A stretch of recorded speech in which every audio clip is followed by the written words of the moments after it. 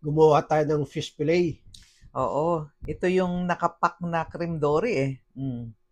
Ayan siya, 400 grams yung isang pack nito. 1 teaspoon na asin. 1 tablespoon na calamansi juice.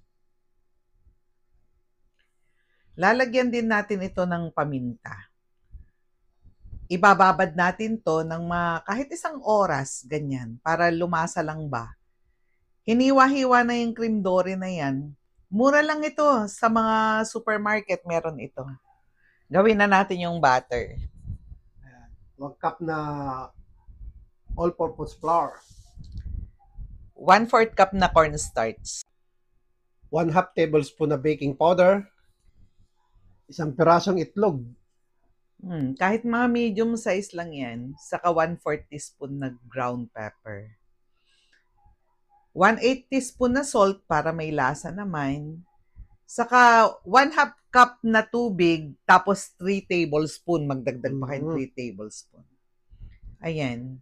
Ganyan dapat yung consistency. Kung medyo napalabnaw, magdagdag lang kayo ng harina. Pag napalapot, dagdag ng konting tubig. Yes. Ganun lang. O ito, deep frying tayo, kaya dapat maraming mantika.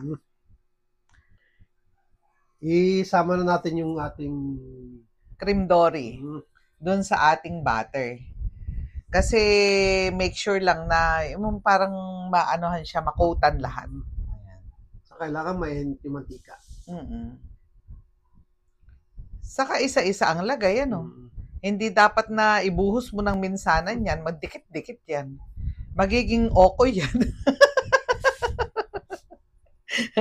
Kaya dapat ganyan. Ayan, balibalik na rin din natin. Hello po sa mga matsyatsagang nanonood sa amin. Ako'y natutuwa sa inyo eh. Maraming salamat po dahil lagi nyo kaming sinusubaybayan. So, ahonin na pag brown na, palamigin lang yan kasi isa-second fry natin yan. So, ito, after 30 minutes, pwede na siyang i-second fry o kung kailan nyo kakainin. Doon nyo siya i-second fry. Kasi itong process na to, magiging mas malutong siya. Ayan, pakinggan nyo. O, diba? Lumutong na siya.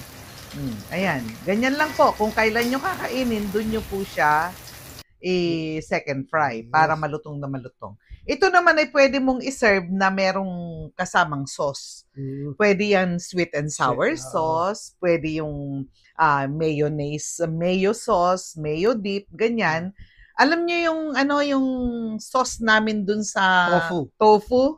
Ay, masarap na masarap siya. Yung may cheese, saka merong mayo na liver spread. Naku, try nyo. Yung mga bata, yun ang ginamit nilang sausawan kasi may natira pa kami noon eh.